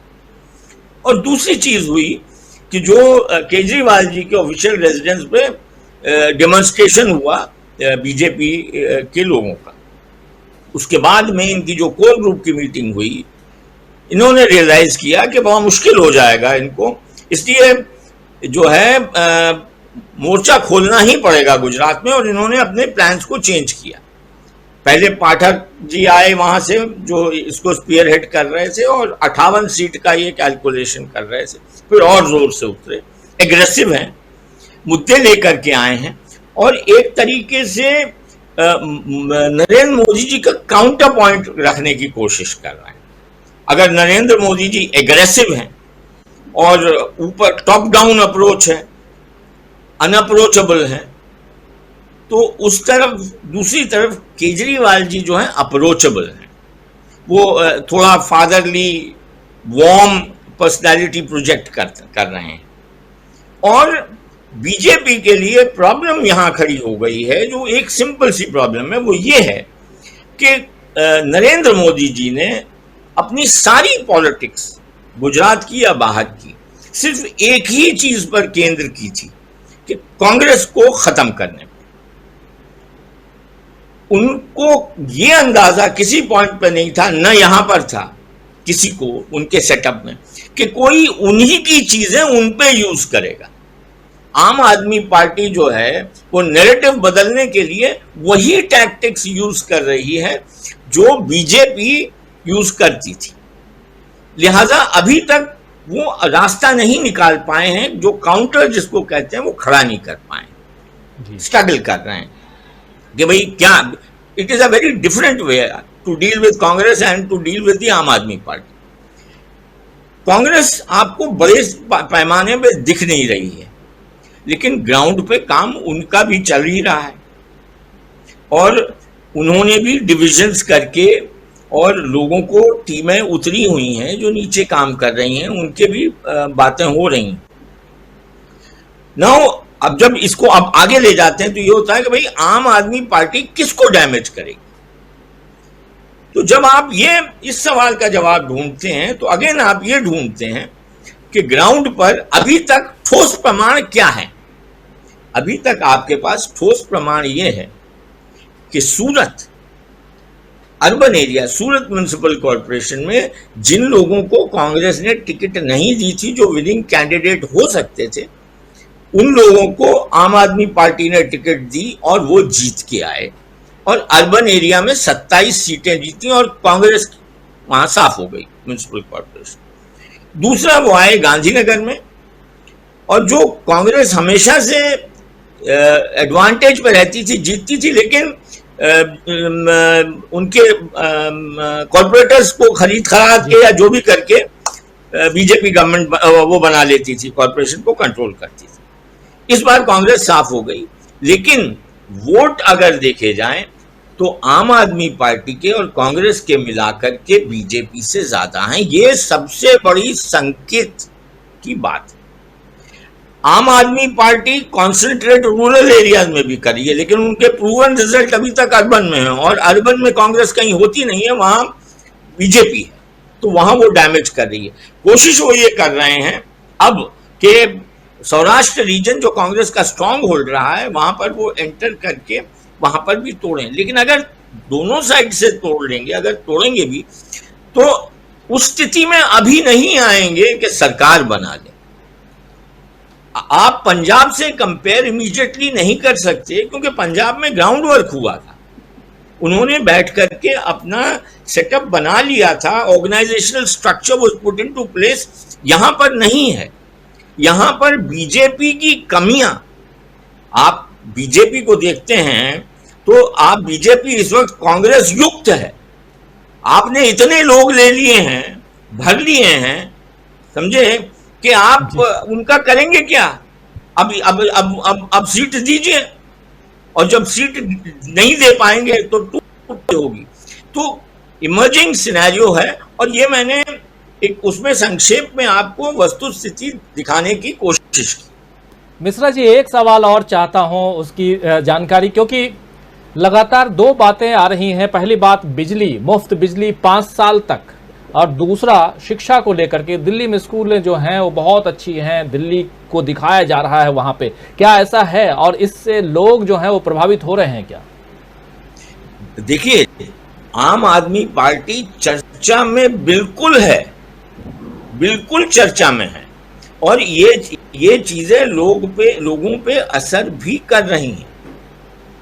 बिजली सवाल क्या है कि साहब, बीजेपी का पूरा मॉडल वो ये है कि अर्बन कंसोलिडेशन पर बेस्ड है, और यही वजह है कि रूरल एरियाज में कांग्रेस की अच्छी खासी इन्फ्लुएंस है। तो कांग्रेस का जो वो इलाका है रूरल में, क्या है, बिजली कहाँ है? बिजली के धांधिये हैं। शहरों में प्राइवेट पार्टीज के पास है। अगर मैं जहां रह रहा हूं on the outskirts of Ahmedabad, वहां रोज बिजली जाती है, रोज बिजली जाती है। अभी आपने देखा था कि आउट कनेक्ट हो गए थे, जो डिस्कनेक्ट हो गए थे जब आपसे बात ही कर रहे थे। कहने का मतलब ये है कि ये मुद्दे बिल्कुल आएंगे और ये मुद्दे इफेक्टिव होंगे, लेकिन ये जो फ्री की बात है इसमें ये बड़ी इफेक्टिव चीजें हैं। बट ये अनाउंसमेंट कांग्रेस ने भी की है, कांग्रेस भी यही कह रही है, उन्होंने भी कह दिया है कि हम ये फ्री देंगे। बीजेपी का 27 साल का रिकॉर्ड आप देखिए कि नरेंद्र मोदी जी ने हर महीने आते हैं, और अगर पिछले 6 महीने के उनके इनॉग्रेशन और फाउंडेशन स्टोन लेइंग सेरेमनी देखें तो 80,000 करोड़ की करी है उन्होंने। मैं गिनती लगा के बता दूं आपको, तो 80,000 करोड़ के अगर ये किए, लेकिन साथ में जो कांग्रेस के नेशनल स्पोक्स पर्सन है उन्होंने भावनगर में बता दिया कि भाई आपने ये अनाउंसमेंट किया है, भाई साहब 5 साल में 10 साल में आपने ये अनाउंसमेंट किया, ये है कहाँ, ये चीजें हैं कहाँ? तो डेफिनेटली यही कारण है कि हमको तो देखिए, हमारे जैसे लोग जो यहाँ बैठे हुए हैं, हमको ये मालूम है कि इस स्टेज के बाद क्या होगा इलेक्शन में, इस स्टेज के बाद अब क्या होगा। अब ये पोलराइजेशन, कम्युनल चमकले शुरू होंगे, अगर और कुछ नहीं हो रहा होगा तो ये तो होगा ही। और जब लास्ट स्टेज में आएगा वोटिंग में, तो इमोशनल अपील प्रधानमंत्री जी की आएगी ही। तो हमारे लिए कोई जो यहाँ पर बैठे इतने सालों से इलेक्शन कवर कर रहे हैं या देख रहे हैं, उनको तो ये बिल्कुल मालूम है कि ये चीजें अब ये स्टेज पर आनी है, पूरा स्क्रिप्टेड है, उसको डील कर। हाँ, लेकिन इसके बावजूद, इन सब चीजों के बावजूद आपकी सीटें गिर रही हैं। मेरा कहने का मतलब ये है बिल्कुल कि बिल्कुल सही कह रहे हैं आप, चीजों के बावजूद कि 121 सीटें उस समय जब बीजेपी प्लस नरेंद्र मोदी, ये दोनों 2002 जब पीक पे थे और बिल्कुल बटा हुआ था, वोटर जो थे बटे हुए थे, तब 121 सीटें और पिछली दफा 99 सीटें। तो क्या इस बार जो 135-140 सीटों की बात अभी आई है एक सर्वे में, बीजेपी है राजीव जी, बीजेपी है कहां? सोचा जा सकता है क्या आम आदमी पार्टी में इतनी ताकत हो गई है कि वो 17% वोट गेन कर रही है जो दिखाया जा रहा है? तो बहुत सारे सवाल हैं, इन सवालों के जवाब ढूंढने की कोशिश हम लगातार करेंगे, और साथ में मिश्रा जी हैं, उस्मान गनी जी हैं, और भी कई लोग जो गुजरात में इस पूरे इलेक्शन प्रोसेस को देख रहे हैं और लोगों की जो भावनाएं हैं, बातचीत पर आधारित चीजों को समझने की कोशिश कर रहे हैं, वो हम आप तक पहुंचाते रहेंगे। हमारा ओपिनियन पोल भी बहुत जल्दी आएगा आप लोगों के बीच, लेकिन उससे पहले हम चर्चा कर रहे हैं एक दक्षिण की हवा। दक्षिण में सोनिया गांधी मैदान में हैं, उत्तर में पहाड़ चढ़ने की एक बार फिर से कोशिश कर रहे हैं नरेंद्र मोदी। आज कुल्लू के मेले में थे, दशहरा मेले में थे, और वहां इमोशनल अपील की जो बात है, प्रधानमंत्री इमोशनली अपील बहुत करते हैं, जहां जाते हैं उस राज्य का कर्ज उतारने की कोशिश करते हैं, वहां का नमक खाए रहते हैं। और अब तो राष्ट्रपति ने भी कह दिया है, राष्ट्रपति द्रौपदी मुर्मू ने भी कह दिया है कि 75% हिंदुस्तान तो गुजरात का नमक खाता है, तो नमक तो का कर्ज तो उतारना ही होगा। तो लेकिन अमलेंदु उपाध्याय जी तमाम बहुत देर से 50 मिनट का कार्यक्रम हम कर चुके हैं और सारे हमारे तमाम चारों साथियों की बात आप सुन रहे हैं। आपके नजरिए से दिल्ली में बैठे हुए हैं, दूर बैठ करके गुजरात को, हिमाचल को, और फिर अगर आज की तारीख में भारत जोड़ो यात्रा का जिक्र, उसकी चर्चा न करें तो फिर चर्चा ही बेकार है, ये साफ तय मानिए। क्योंकि इसी कारण तो नितिन गडकरी को कुछ बोलना पड़ता है, इसी कारण तो आज भाषण में मोहन भागवत को बोलना पड़ा, दत्तात्रेय होसबले को बोलना पड़ा, अमित शाह के बदले बदले तेवर नजर आ रहे हैं, बहुत कुछ बदला हुआ नजर आ रहा है। क्या ये बदलाव की बयार है जो यहां तक पहुंच रही है, गुजरात तक? देखिए राजीव जी, निश्चित तौर पे बदलाव की बयार तो है, वो गुजरात पहुंच रही है कि दिल्ली पहुंच रही है, ये तो समय बताएगा ये बदलाव की बयार कहां तक पहुंची है। लेकिन बदलाव की बयार तो बह रही है, जनता भी बदल रही है और राजनेता भी बदल रहे हैं, दोनों बदल रहे हैं। और कुल मिला के इस बदलाव का असर ये है कि मोहन भागवत जी आज जिस तरीके से बोले हैं, और सबसे बड़ी घटना जिसकी तरफ मीनू जी ने शुरू में इशारा किया कि आरएसएस 100 साल का होने जा रहा है और कोई महिला जो है वो उसकी मुख्य अतिथि बनकर के पहुंची है दशहरे के कार्यक्रम में, जो उनका सबसे बड़ा शस्त्र पूजन कार्यक्रम होता है, गुरु दक्षिणा का कार्यक्रम होता है संघ परिवार का सबसे बड़ा, उसमें पहुंची है। तो अब ये भारत जोड़ो यात्रा का असर है या वास्तव में संघ बदल रहा है, अब ये तो मोहन भागवत जी बताएंगे। मुझको लगता है कि भारत जोड़ो यात्रा जिस तरीके से भारत को जोड़ रही है, उसका निश्चित तौर पे ये कुछ ना कुछ हवा वहां तक पहुंची है। और चूंकि अब वो हाफ पैंट से फुल पैंट भी हो गई है, तो हवा जो है वो कायदे से पहुंचने लगी है, क्योंकि वरना तो वो निकल जाती थी हवा दोनों टांगों के बीच में से। तो समस्या अब ये भी है, तो इसलिए वो सब जो है ठीक ठाक मामला चल रहा है। जहां तक गुजरात के नमक का कर्ज है, मुझे लगता है ये बिल्कुल सही कहा है हमारी राष्ट्रपति महोदया ने, और बिल्कुल सही है। और प्रधानमंत्री इसीलिए जो सिर्फ 2 गुजरातियों का कर्ज जो है वो उतार रहे हैं, क्योंकि ये कर्ज तो प्रधानमंत्री के ऊपर भी है, गुजरात के नमक का कर्ज 75% भारतीयों के ऊपर है, तो उनके ऊपर भी है। तो इसलिए वो सिर्फ 2 गुजरातियों का ही कर्ज जो है वो कुल मिला करके उतार रहे हैं, अपने जो उनके 2 मित्र हैं, ऐसा ये कहा जाता है। और कांग्रेस से बार बार आरोप लगा रही है कि हम दो हमारे दो, कुल मिलाकर के ये है। अब जहां तक सवाल राजीव जी ये है कि इसका असर जो है वो दोनों राज्यों पर पड़ेगा कि नहीं पड़ेगा राहुल गांधी की यात्रा का, मुझे लगता है कि असर तो इसका निश्चित तौर पर पड़ेगा और पड़ भी रहा होगा, ऐसा नहीं है कि नहीं पड़ेगा। और चूंकि अभी तो थोड़ा और नजदीक जब पहुंचेगी, महाराष्ट्र के नजदीक जब पहुंचेगी, तो गुजरात में भले ही प्रवेश ना करके महाराष्ट्र से निकलेगी, तो गुजरात पे भी उसका असर कुछ ना कुछ पड़ेगा यात्रा का भी, चूंकि दक्षिण में ही है अभी तो सोशल मीडिया के जरिए चीजें पहुंची है, वो पहुंच रही है, मीडिया तो बातें पहुंचा नहीं रहा है, लेकिन असर निश्चित तौर पर इसका पहुंचेगा। और अब जहां तक सवाल ये है कि कांग्रेस वहां मजबूत है कि नहीं है, और आम आदमी पार्टी वहां कितनी मजबूत है कितनी नहीं है, देखिए मुझे लगता है कि पंजाब और गुजरात में मूलभूत अंतर जो है आम आदमी पार्टी के लिहाज से वो समझना चाहिए। पंजाब में भारतीय जनता पार्टी की सरकार नहीं थी और बननी भी नहीं थी।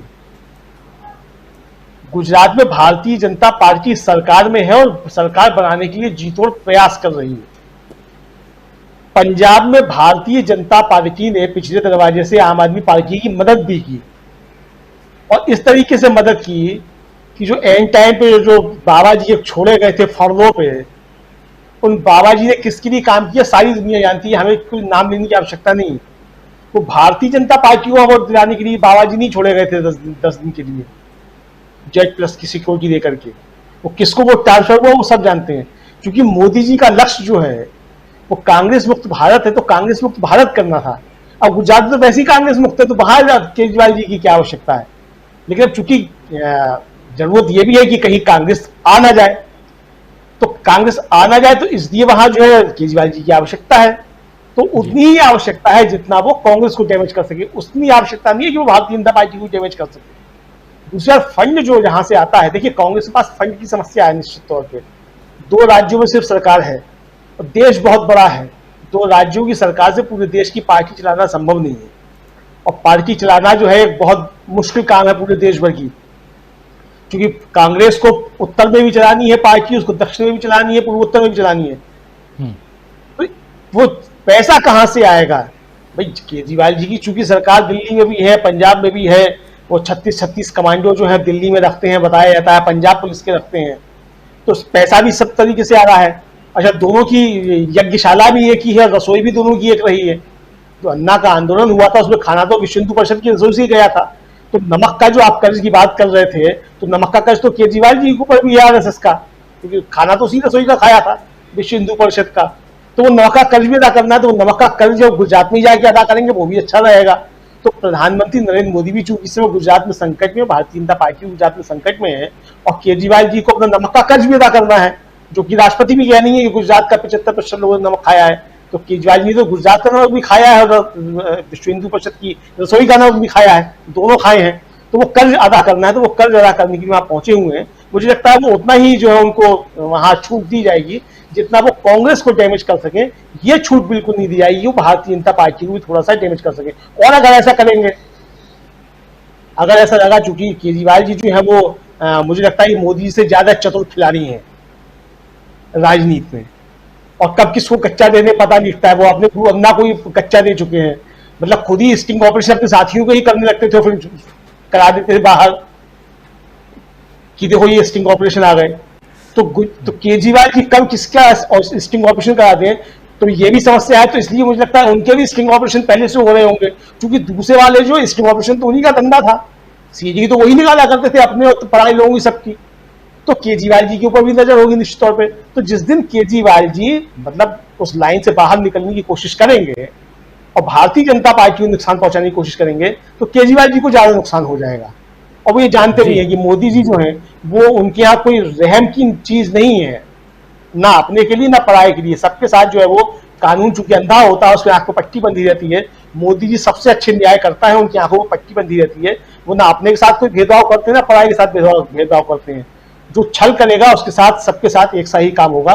तो ये केजरीवाल जी समझते हैं, लेकिन वो चूंकि वो भी अपनी कुल मिला के आदतों से मजबूर समझे जाते हैं। तो अब ये देखना होगा कि कितना, फिर मैं यही कहूंगा कि उन्हें छूट उतनी ही मिलेगी जितना वो कांग्रेस को डैमेज कर सके। ये छूट कतई नहीं होगी कि वो भारतीय जनता पार्टी को नुकसान पहुंचा सके। जी राजीव जी बिल्कुल, पंजाब और गुजरात में बहुत बड़ा फर्क है कि गुजरात में इस वक्त बीजेपी की सरकार है और पंजाब में उस वक्त कांग्रेस की सरकार थी और बीजेपी का नामो निशान नहीं था। 3 सीटें आई थी और बीजेपी और अकाली दल का गठबंधन था। दोनों में किसान आंदोलन के समय दोनों अलग अलग हो गए थे, राहें अलग हो गई थी। आप सबको गुजरात का हाल पता है, जो अभी बात कर रहे थे हमारे साथी अमलेंदु उपाध्याय जी। लेकिन जब हम गुजरात की बात कर रहे हैं, और उस्मान भाई एक बार फिर से आपके पास आना चाहता हूं। आम आदमी पार्टी को बहुत नजदीक से आप देखते हैं, देखा है आपने, समझ रहे हैं। क्या गुजरात और पंजाब की बात जैसे बता रहे थे, तुलनात्मक विश्लेषण कर रहे थे हमारे साथी अमलेंदु जी, आपको भी लगता है कि यहां इतनी छूट नहीं मिलेगी आम आदमी पार्टी को कि वो बीजेपी को ही डैमेज करने लगे? आप कांग्रेस को जितना डैमेज करना है कीजिए आप, लेकिन जब बात रूरल और अर्बन पार्ट की होती है तो आम आदमी पार्टी को कहा जा रहा है कि अर्बन पार्ट में ज्यादा मजबूती के साथ फोर्सफुली काम कर रही है आम आदमी पार्टी। अगर ऐसा है तो फिर तो वो डैमेज तो बीजेपी का कर रही है, यही माना जाएगा। जी राजू जी, एक तो ये है कि पंजाब और गुजरात ये दोनों अलग बात कर रहे हैं, लेकिन पंजाब में एक्चुअल में उसके पास 22 एमएलए थे, गुजरात में एक भी एमएलए नहीं है। इसीलिए वहीं पे अगर सरकार बन गई तो वो क्योंकि पहले से एक बेस बना हुआ था उसके पास। गुजरात में वो अभी आए हैं, उसके पास एक भी एमएलए नहीं है, लेकिन उसने आज तक जो डैमेज हुए हैं वो नेचुरली अगर देखा जाए तो वो अर्बन, रूरल में अभी वो प्रवेश कर रही है, लेकिन अर्बन ज्यादा डैमेज कर दी है उसने। और बीजेपी आज जो पूरा ध्यान आम आदमी पार्टी की ओर से भटकाने के लिए जो लास्टली अभी 2-3 दिन से जो जिस तरह से चल रहा है वो एक्चुअल में पोलराइजेशन वाला मामला वापस आ गया है। जिस तरह से मिश्रा जी बात कर रहे थे कि पोलराइजेशन, तो अभी पोरबंदर में और बेट द्वारका दोनों जगह पे दरगाहें तोड़ी गई। बेट द्वारका में जहां तक बताया जाता है कि 9 दरगाहें तोड़ दी गई, वहीं पे 144 लागू है। सब लोगों को वहीं पे, किसी को बाहर से अंदर जाने के, क्योंकि वो बेट द्वारका है सी के अंदर है, वहीं से आपको जाना है तो बोट से जा सकते हैं, उसके सिवा कहीं से वहीं पे आप नहीं पहुंच पाएंगे। तो 2 ही बोट चल रही है और वो भी पुलिस जिसको परमिशन दे रही है उनको अंदर जाने दिया गया है। तो अंदर क्या चल रहा है वो किसी को पता नहीं, लेकिन जिस तरह से वीडियो और सब आ रहे हैं उसी हिसाब से दरगाहें तोड़ी जा रही है और आम आदमी पार्टी की ओर से ध्यान भटकाने की और कांग्रेस की ओर से ध्यान भटकाने की एक कोशिश गुजरात में हो रही है। कांग्रेस में जितने भी लोग हैं उनको जो राहुल गांधी की भारत जोड़ो यात्रा है उनसे एक नए ऊर्जा मिली है। कांग्रेस के अगर कार्यकर्ता है उनको भारत जोड़ो यात्रा की वजह से एक नई ऊर्जा मिली है। वो कह रहे हैं कि नहीं अभी तो हम ये कर लेंगे वो कर लेंगे, लेकिन डैमेज कंट्रोल नहीं रोक पाए, यही है। बाकी कांग्रेस को भारत जोड़ो यात्रा से गुजरात में बेनिफिट दिख रहा है, लेकिन आम आदमी पार्टी आज तक जो डैमेज हुआ है वो बीजेपी को डैमेज कर रही है, कांग्रेस को अभी तक डैमेज नहीं कर पाई या करेगी। तो जिस तरह से अगर मैं आपको वोट शेयर के हिसाब से बता दूं तो वो कांग्रेस को 7% वोट को डैमेज करेगी, तो 11 से 12% बीजेपी को डैमेज करने वाली है। अभी तक ये चल रहा है, आगे जाके क्या होगा वो पता नहीं है, लेकिन अभी उसने जिस तरह से अर्बन में अपना दबाव बनाया है और पूरा संगठन बनाया है उसी हिसाब से वो बीजेपी को ज्यादा डैमेज कर रही है। और शायद इसीलिए सत्येंद्र जैन के बाद मनीष सिसोदिया हो, मनीष सिसोदिया के बाद अमानुल्लाह खान हो, और अभी जो गुजरात में जो प्रभारी बने हैं राघव चड्ढा, उन पे कुछ इंक्वायरी कर दी गई है। तो ये सब मुझे लग रहा है कि बीजेपी उसको रोकने की कोशिश कर रही है कि नहीं आपको अर्बन डाउन नहीं करना था, इसलिए हो रहा है या क्या वो क्लियर नहीं हो सकता है। लेकिन आज तक जो डैमेज किया है गुजरात में वो अर्बन जो डैमेज हुए वो बीजेपी के वोटर को डैमेज ज्यादा किया है, कांग्रेस के इतने वोट डैमेज नहीं किया है। जी मीनू जी, कांग्रेस क्या सचमुच धरातल पे काम कर रही है गुजरात में, या उधर की हवा जो है वही बहा लेके जाएगी और मतलब जो अपने लिए सब कुछ बल्ले बल्ले, कांग्रेस ये सोच रही है?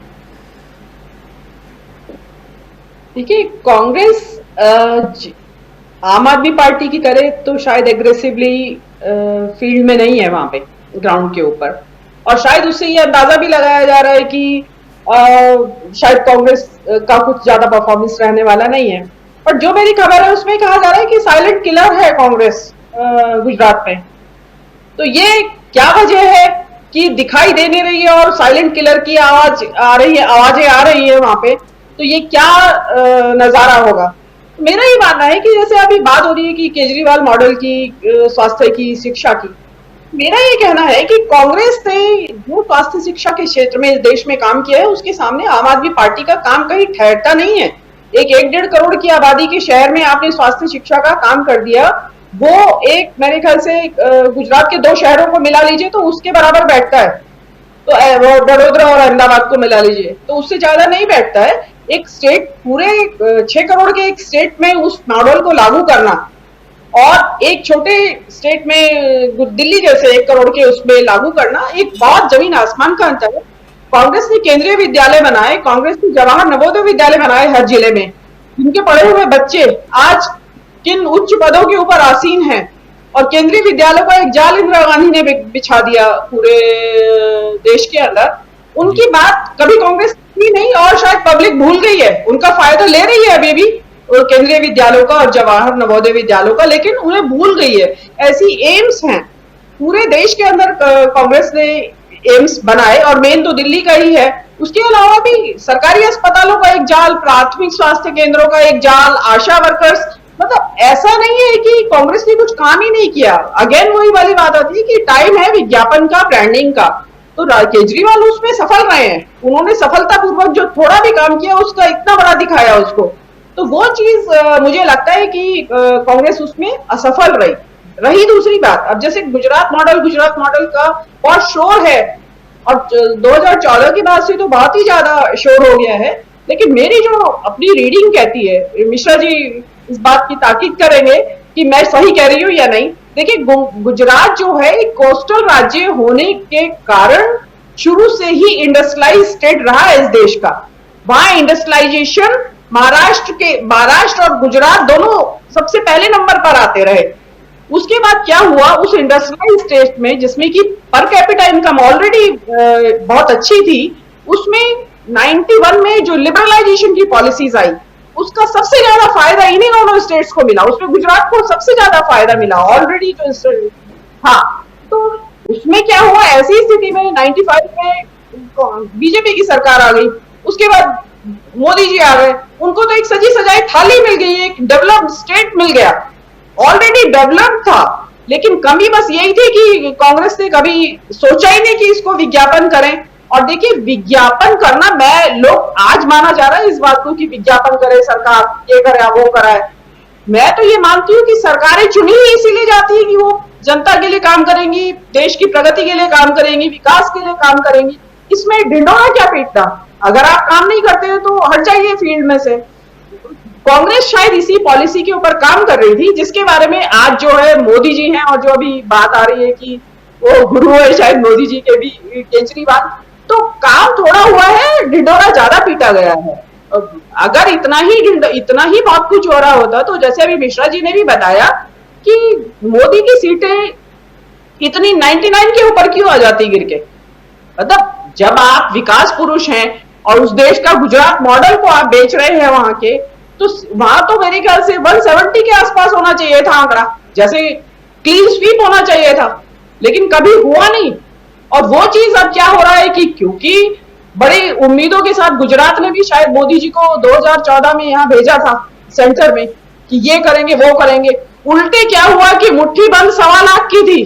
जब तक गुजरात में थे तो मुट्ठी बंद थी, 1.25 लाख की थी मुट्ठी की, मोदी ये मोदी वो। सेंटर में आने के बाद 2-4 साल के अंदर ही मोदी जी की मुट्ठी खुल गई है और खाक की हो गई है। और ये बात मेरे ख्याल से गुजरात की जनता समझ रही होगी। मीनू जी, सुनील जी, ये गुजरात मॉडल बहुत सही है।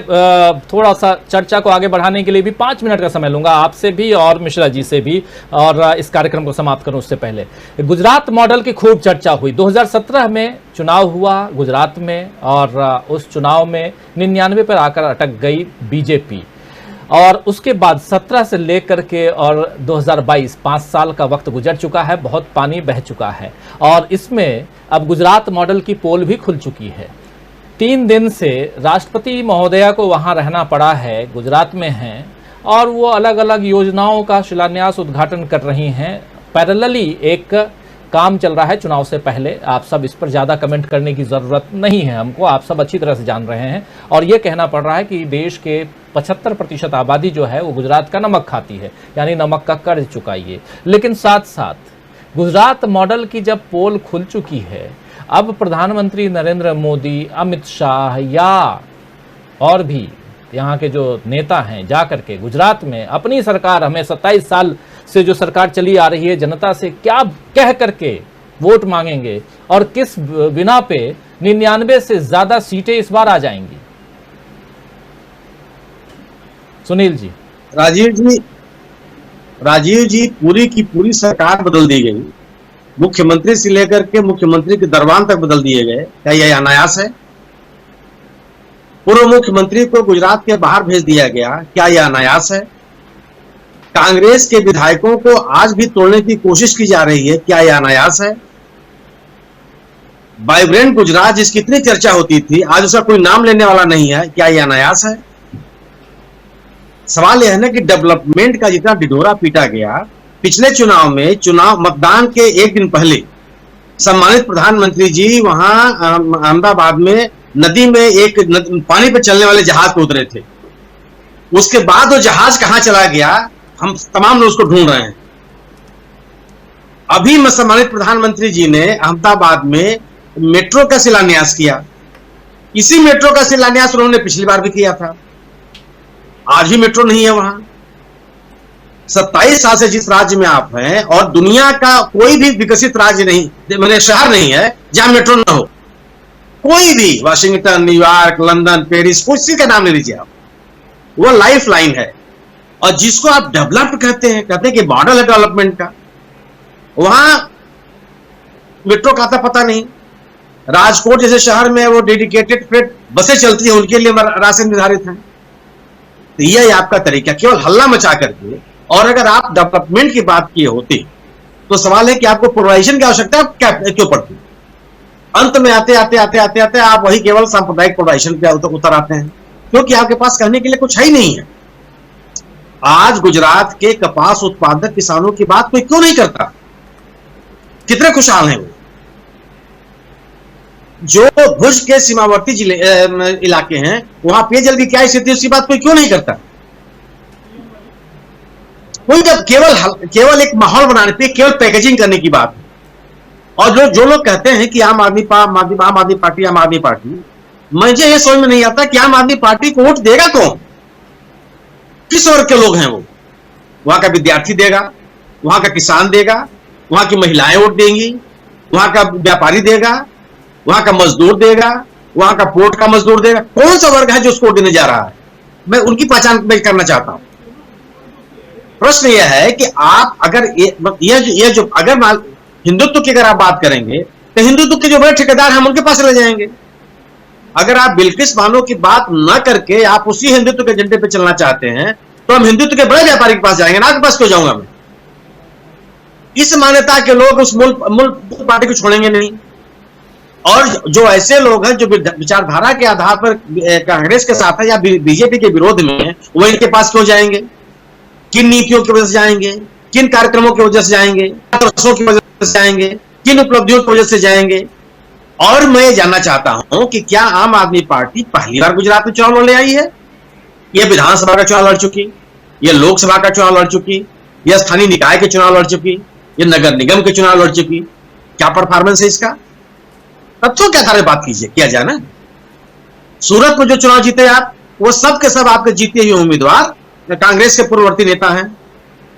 आम आदमी पार्टी ने जो सबसे पहले दो उम्मीदवारों को घोषित किया पोरबंदर और द्वारका में, वो दोनों कांग्रेस के नेता हैं। संगठन कहां है आपके पास? किसके बूते पर आप चुनाव लड़ने चले हैं और कौन वोट दे रहा है? कौन लोगों को मोबिलाइज कर रहा है आपके पक्ष में? वो कौन सी ताकत है? एक माहौल बनाना। और रही बात है कि चुनाव राजीव जी जो गुजरात में है वो आम आदमी भी लड़ता है। इतने विरोध के बावजूद, इतने सांप्रदायिक ध्रुवीकरण के बावजूद, इतने कांग्रेस पे हमले के बावजूद, पार्टी को तोड़ो, ये करो वो करो, सबके बावजूद कांग्रेस के पास आज भी 35 से 40% वोट है कि नहीं है? किसके बूते है वो? अगर वहां संगठन नहीं है, वहां नेता नहीं है, वहां कार्यकर्ता नहीं है, तो ये कौन से लोग हैं जो इस पार्टी को इतने लोगों को जोड़े हुए हैं? और आम आदमी पार्टी की जो भी उपलब्धियां हैं, अहमदाबाद, गांधीनगर, बड़ोदरा, राजकोट और सूरत, इन 5 के अलावा कोई उपलब्धि बता दो मुझे वो। और जो भी आपके उम्मीदवार हैं सब कांग्रेस से टूटे हुए लोग हैं। आप नवसारी में कहां हैं? आप पोरबंदर में कहां हैं? आप द्वारिका में कहां हैं? आप आनंद में कहां हैं? सवाल इस बात का है ना कि एक जिन चीजों की बात आप करते चले जा रहे हैं, आज पूरे के पूरे गुजरात में आंदोलन की स्थिति। मिश्रा जी इस बात को और कंफर्म करेंगे, गुजरात में आज भी 6ठा पे कमीशन लागू है राज्य सरकार में, 7वें के बाद छोड़ दीजिए। और लोक सेवा आयोग से नौकरियों को जो नौकरियां मिलती हैं, उनके अलावा जो भी नौकरी मिलती है वहां 2 से 3 लोगों को कॉन्ट्रैक्ट में काम करना पड़ता है। वो रिजनमेंट नहीं है। ये पिछले 27 साल से चल रहा है राजकाज। तो आम आदमी पार्टी का केवल इन्होंने एक माहौल बनाने की कोशिश की है। मेरा अपना मानना है कि कांग्रेस का एक मजबूत संगठन है, निश्चित रूप से वो ग्रामीण इलाकों में है। और वह ग्रामीण इलाकों में आज भी जो लोग कांग्रेस बीजेपी की नीतियों से, इनके सुशासन से, इनकी योजनाओं से, इनकी सांप्रदायिकता से, इनके हेट्रेड की पॉलिटिक्स से जो भी असंतुष्ट है, उसके पास गुजरात में केवल और केवल विकल्प कांग्रेस।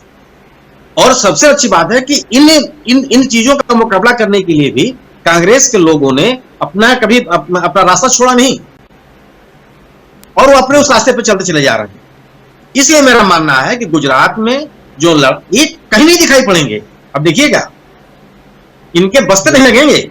ये अभी तो जो बीजेपी के उनके नाराज नेता है वो उनको एक फोरम देने का माध्यम बन जाएगा। इसके अलावा कुछ नहीं होगा इनके पास। और मुख्य मुकाबला होगा अंत में आते आते ही कांग्रेस और बीजेपी के बीच में। गुजरात में मेरी जितना मैं गुजरात को समझता हूं, और ये तो मोदी जी का अपना काम करने का तरीका है, एक माहौल बनता है वहां। मैं जो दूसरी बार चुनाव जीते थे और मैं देखा था गुजरात में क्या माहौल लोगों ने बना रखा था।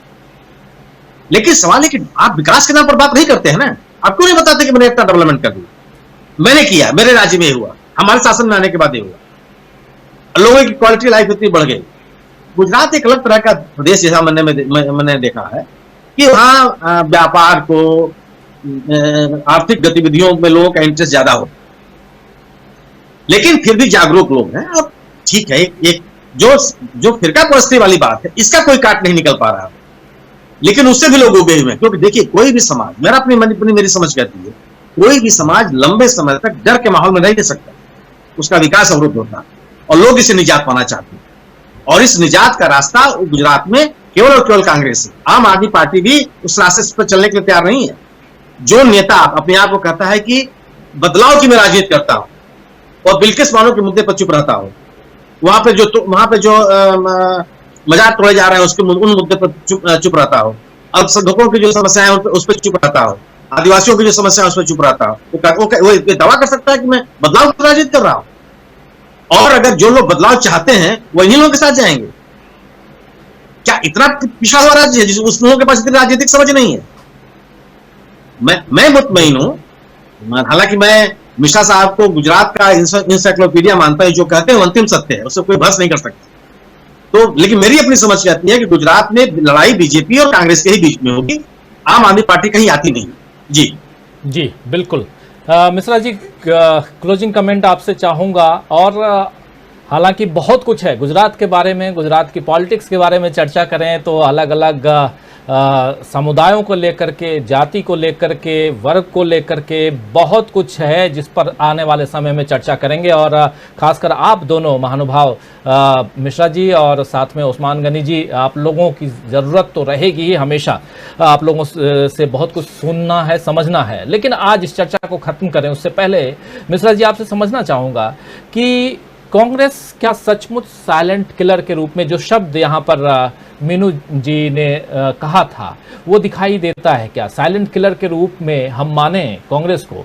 और जो दक्षिण से जो भारत जोड़ो यात्रा की हवा आ रही है, और जैसे अमलेंदु उपाध्याय जी बता रहे थे कि जब वो कर्नाटक से निकल के आंध्र प्रदेश और तेलंगाना होते हुए इधर जब आएगी, मतलब महाराष्ट्र में आएगी, तब तक चुनाव का वक्त भी होगा गुजरात में और गुजरात पर इसका असर पड़ सकता है। आपको भी लगता है? क्योंकि अलग अलग राज्यों में, और जैसा कांग्रेस के लोग कह रहे हैं कि गुजरात में एक अलग से हम लोग इस चुनाव के दौरान ही पदयात्रा निकालने वाले हैं, क्या इसमें ये सच है? क्योंकि हालांकि कांग्रेस के लोग कह रहे हैं और कांग्रेस उससे काफ़ी मोबिलाइज होगी। कुछ राज्यों में ऑलरेडी पदयात्रा शुरू हो गई है, जैसे छत्तीसगढ़ में पदयात्रा शुरू हो गई, छत्तीसगढ़ के अंदरूनी उसमें कांग्रेस कर रही है 2 तारीख से।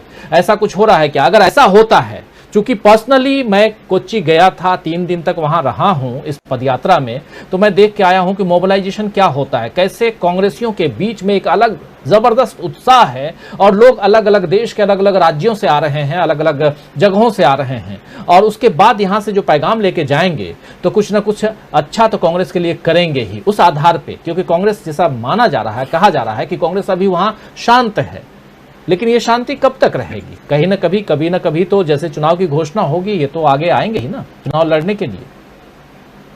मिश्रा जी।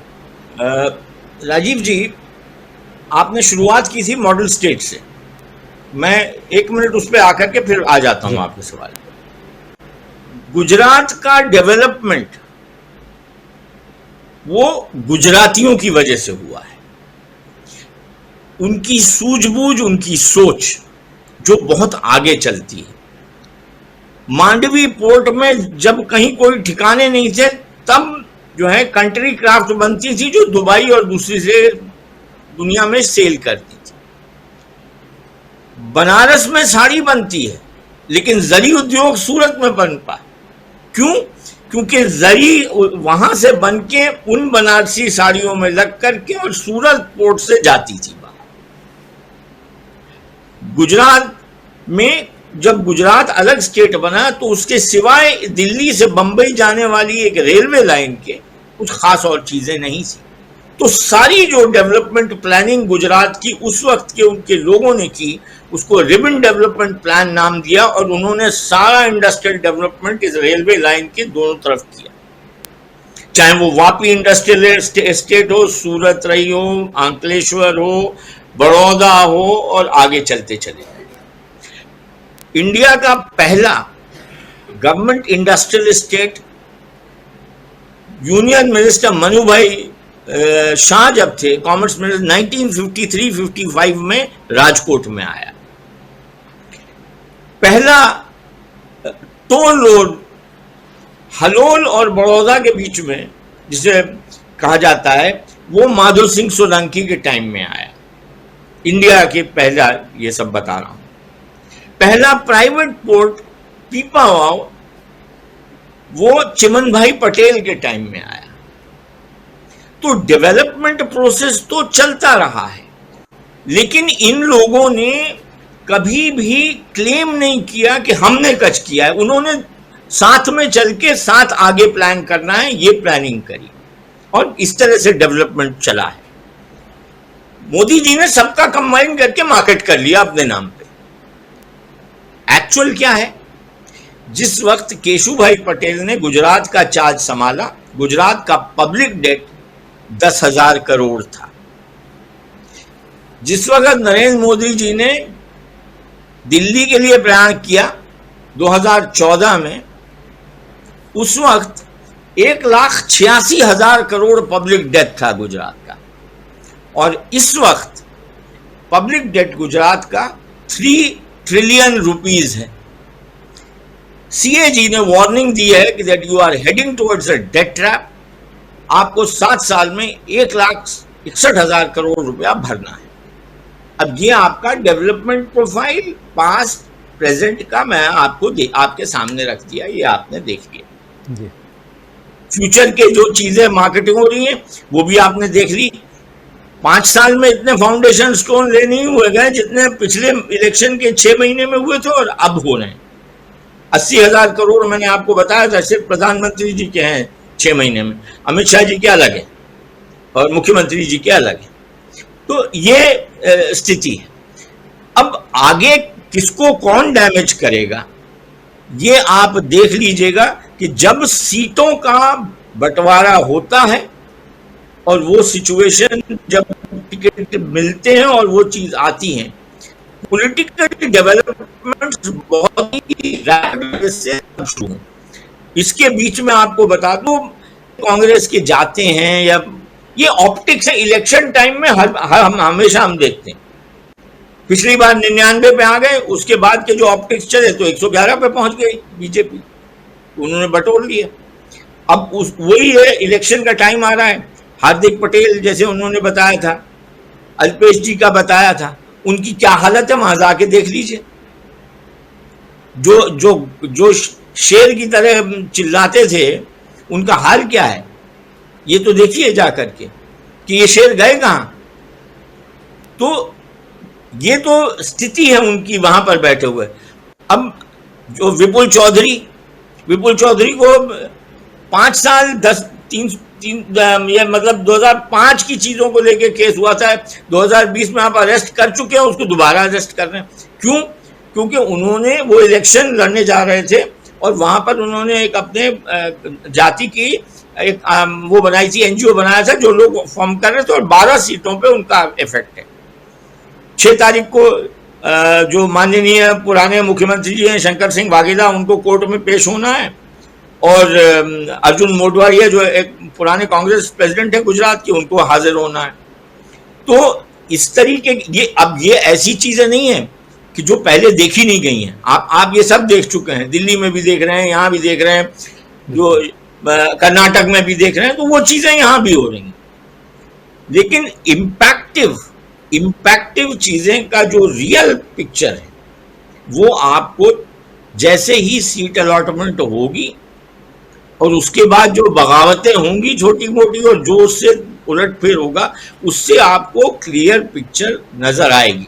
मैं अभी भी कह सकता हूं कि भाई आज की स्थिति में आम आदमी पार्टी अकेले में सरकार नहीं बना सकती, और गांधीनगर के जो रिजल्ट थे उसको इलेक्शन म्युनिसिपल कॉर्पोरेशन पे, उसके बारे में इनको सोचना पड़ेगा अगर ये यहाँ नरेंद्र मोदी जी को डेंट करना चाहते हैं। मेरा लास्ट जो रिमार्क है वो ये है कि भारतीय जनता पार्टी के लिए गुजरात में सरकार बनाना, और भारतीय जनता पार्टी का मतलब होता है नरेंद्र मोदी। भारतीय जनता पार्टी अब एग्जिस्ट नहीं करती, नरेंद्र मोदी एग्जिस्ट करते हैं। तो उनके लिए यहाँ पे सरकार बनाना बहुत ही निहायत जरूरी है। अगर वो जीतेंगे तो सरकार बनाएंगे और हारेंगे तो भी सरकार बनाएंगे। अब इसमें जो भी आप समझते हैं समझ लीजिए। मेरा मतलब गुजरात में नरेंद्र मोदी की सरकार बनने वाली है, ये कह लें आज की स्थिति में मैंने आपको बताया है। तो जीतेंगे तब भी और हारेंगे तब भी, लेकिन चुनाव मजेदार होने वाला है, ये तय मानिए। गुजरात है और इसलिए हम चर्चा भी पिछले 1.5 घंटे से लगभग हम चर्चा करते आ रहे थे। और खासकर एक पार्ट जो सोनिया गांधी है, सोनिया गांधी पे कल भी चर्चा हम करेंगे। और कल चूंकि सोनिया गांधी जब सड़कों पे होंगी, पदयात्रा में होंगी, तो एक अलग तस्वीर सामने होगी और उस पर तो चर्चा कल शाम को वाजिब है। लेकिन आज चर्चा गुजरात में किसकी बनेगी सरकार, और यही समझने की कोशिश 2 विशेषज्ञ बैठे हुए हैं हमारे साथ, मिश्रा जी और साथ में उधर उस्मान भाई दोनों, और बहुत अंदर तक पैठ रखते हैं कि क्या कुछ चल रहा है, इसलिए भी समझना ज़रूरी है। और अभी तो शुरुआत है दोस्तों, अभी बहुत कुछ गुजरात के बारे में सुनना समझना बाकी है। गुजरात में बहुत ऐसी पार्टियां हैं, आम आदमी पार्टी ही नहीं, बहुत ऐसी पार्टियां हैं जो पहले भी बहुत कमाल कर चुकी हैं, क्या अभी भी करेंगी, और कौन दल किसके समर्थन की ओर जा रहा है ये भी समझना होगा। तो बहुत कुछ समझना बाकी है। और साथ में क्या बीजेपी जो उतना ऊंचा जो एक स्टैचू बनाई है, उस स्टैचू का बेनिफिट मिलने जा रहा है। और जैसा सुनील शुक्ल जी पूछ रहे थे कि वो जहाज कहाँ जिसको पानी में उतारे थे, हम लोग भी जाना चाहते हैं। गुजरात कवर करने के लिए मिश्रा जी आएंगे तो कोशिश जरूर रहेगी कि एक बार उस जहाज पर बैठ करके वहाँ ऊपर से जरा कवर करें तो एक अलग विजुअल्स कुछ और ही होगा। तो पहले खोजने की जरूरत है उस जहाज को कि है आखिर कहाँ। तो इस चर्चा को समाप्त करें। बहुत बहुत धन्यवाद देना चाहता हूं आर के मिश्रा जी आपको, उस्मान गनी जी आपको, मीनू जी आपको, सुनील शुक्ला जी आपको, और साथ में अमलेंदु उपाध्याय जी, आप सबको दशहरे की बहुत बहुत शुभकामनाएं। और बहुत धन्यवाद कि आप लोग जुड़े, और साथ में आप तमाम साथी जो लगातार बहुत गंभीरता से मैं देख रहा हूं आप लोग अपनी बात अपने विचार रख रहे हैं। और आज छुट्टी का दिन है, दशहरे का दिन है, लेकिन आप सब बने रहे और इस कार्यक्रम को देख रहे हैं। और बहुत अच्छा लगता है जब आप लोगों का साथ मिलता है, आप लोग अपनी बात अपने विचार रखते हैं। प्रीतम दुग्गल जी का कमेंट है, कह रहे हैं कि आम आदमी पार्टी पंजाब में सत्ता में नहीं आ सकती थी, अगर बाबा को जेल से ना छोड़ा जाता तो आम आदमी पार्टी जीत नहीं सकती थी। कांग्रेस ने बहुत गलतियां की पंजाब में, गुजरात में कांग्रेस की स्थिति अच्छी है। पंजाब में कांग्रेस ने बहुत गलतियां की, लेकिन गुजरात में कांग्रेस की स्थिति अच्छी है। मेघवाल जी कह रहे हैं, रामनारायण मेघवाल जी, की कांग्रेस के पास गुजरात में माधव सिंह सोलंकी जैसा छत्रप होना चाहिए। बिल्कुल सही कह रहे हैं आप। राजेश सिंह हमारे साथ बने हुए कह रहे हैं, बीजेपी अगर गुजरात जीत भी जाती है फिर भी 2024 मोदी जी के लिए जीतना अब आसान नहीं है। भारत जोड़ो यात्रा ने बीजेपी को बहुत डैमेज कर दिया है। अभी तो 26 दिन हुए हैं भाई, अभी बहुत कुछ होना बाकी है। तो ऐसे बहुत सारे साथी अपनी बात अपने विचार रख रहे हैं। दोस्तों, आज इस कार्यक्रम को समाप्त करने के लिए बार बार मैसेज आ रहा है कि अब समाप्त कीजिए, समय भी हो चुका है और आप लोगों को भी दशहरा मनाना है। और हमारे यहाँ भी दूसरे जो हैं कार्यक्रम और दूसरे काम भी, अखबार भी निकालना है, सब सारे काम रहते हैं। इस कार्यक्रम को समाप्त करने की इजाज़त चाहूँगा। कल शाम 7 बजे फिर हाजिर होऊंगा कुछ ऐसी ही खबरों के साथ और ऐसे ही वरिष्ठ विश्लेषकों के साथ में। आप सबका इंतजार रहेगा हमेशा की तरह। तब तक देखते रहिए डीबी लाइव। नमस्कार, गुड नाइट, शुभ रात्रि, शब बखैर।